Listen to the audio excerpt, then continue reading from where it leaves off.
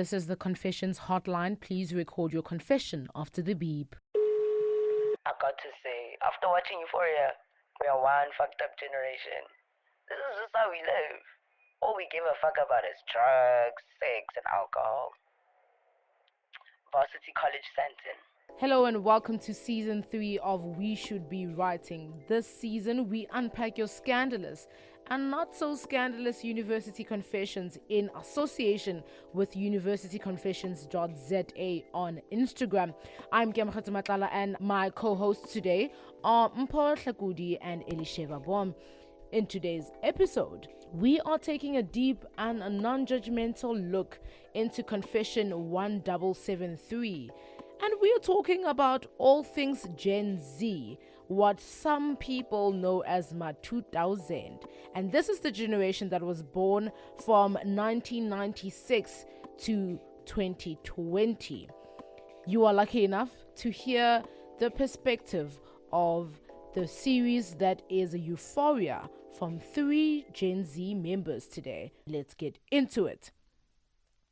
So I think Anonymous is definitely part of this generation. He or she is one of us, and his bubble just got popped.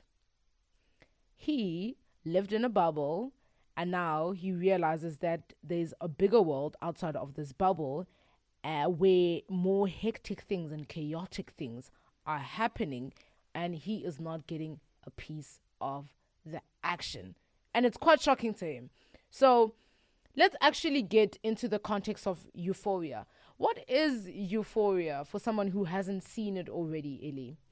So Euphoria is actually a 2019 show.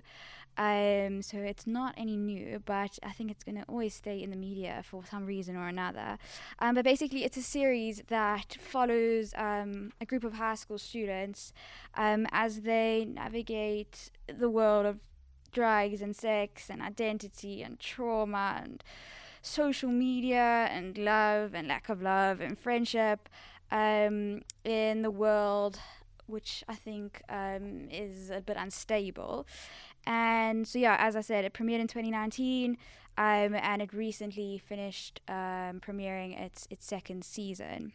Looking at Euphoria in comparison to other shows that are part of its production network, which is HBO, it's not necessarily the most risque of shows if you look at it in that context. I mean, you're looking at shows such as Game of Thrones or True Blood, which premiered in 2008, which are just as gratuitous. And so there's definitely a theme when you're looking at shows that are part of HBO.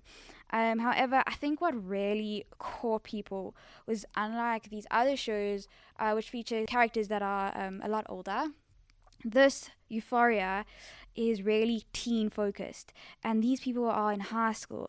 And personally, I think that is what makes it the most shocking.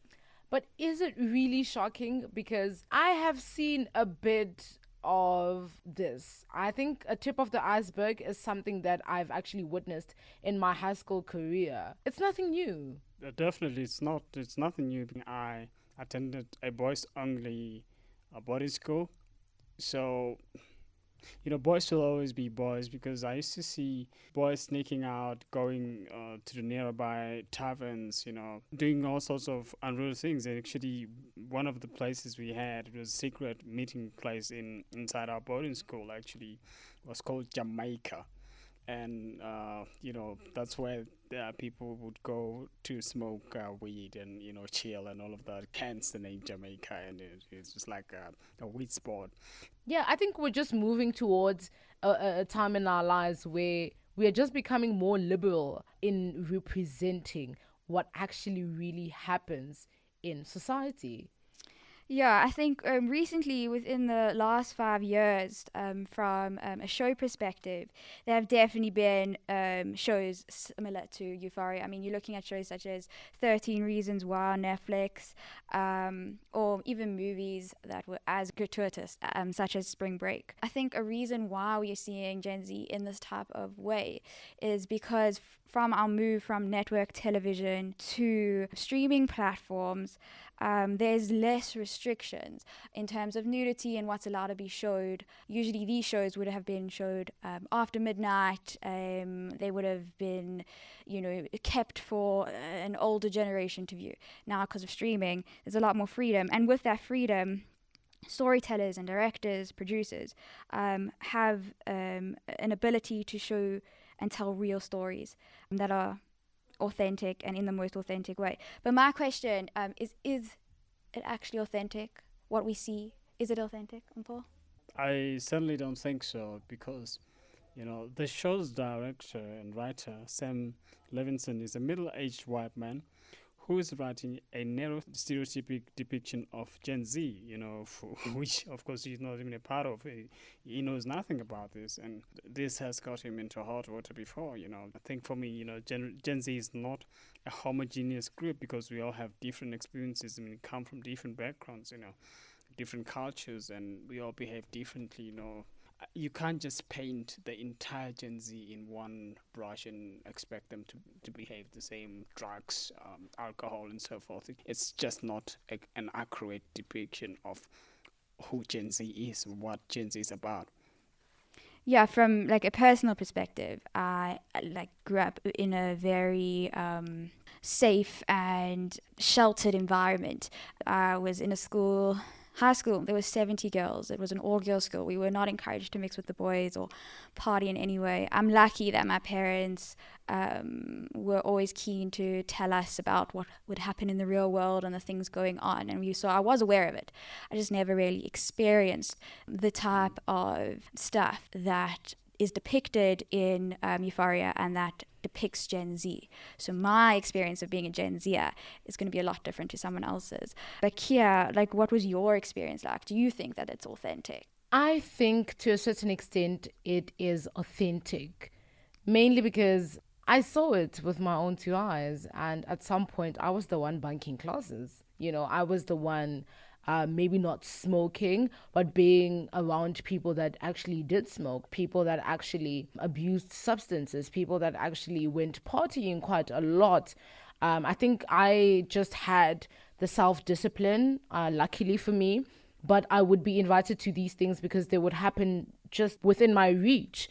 And the only time I remember just going out without telling my parents maybe, and actually going out to a spot where people are drinking, smoking, engaging in a lot of sexual activities at a young age, was when I think I was 15 and I was only seeing it. So watching Euphoria didn't really give me the sense of, oh no, it's a lie.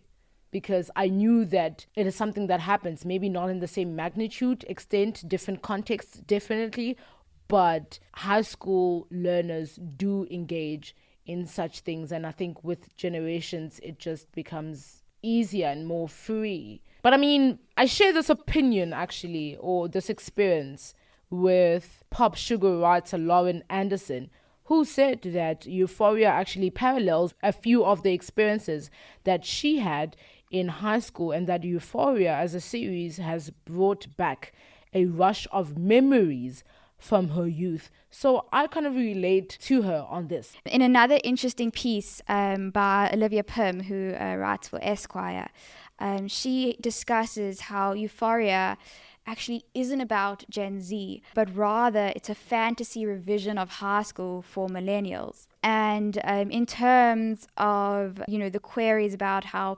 representative of high school the show really is, she literally says, my high school very well could have been like Euphoria, but I had no way of knowing for sure because I was in a marching band, which I can very much relate to. So in reality, I might not have seen it like Mpho, but I'm pretty sure that things of similar magnitude were out there. But at the same time, although Euphoria is showing the real world emotions and real world trauma and suffering and addiction, which are very realistic and true to the time specifically, it is all packaged and it is TV, and it's styled in such a way where Levinson, he has a very artistic taste, and so there's a lot of camera shots and swooping and colors, and ultimately there's a lot of drama to the show. So in that way, it might not be as authentic as we think it is. Interesting. So does Euphoria dramatize the stage of adolescence? I think in a way it does, because it's letting people remember high school in a specific way. This Esquire article says that it lets you remember those years as a little more thrilling and a little less mundane than they really were. Euphoria is a Hollywood and TV portrayal of a very complex generation. And so it might be a fantasy portrayal, it might be reality. I think that is with the eye of the beholder. Yeah, I think from that we can concede that we are definitely different from other generations. We are more liberal, expressive, and exposed to even more information and different lifestyles than our parents did. And the alpha generation that comes after us will be more liberal than us, right? The further away we move from the 1990s, where certain things weren't even allowed and life was restricted, the more liberal we are actually realizing ourselves to be as a society. And that's something that we should embrace. Yeah, even if we are this bad generation that everyone portrays us to be, unlike our parents, we're open. We live our truths. We don't battle with bottling things up. We actually face things as they are and speak the truth that is in front of us and actually embrace it. We don't cause outrage when we see the truth on TV. We embrace it in reality also. So that's something that we should think about. But I'm posing this question to you then.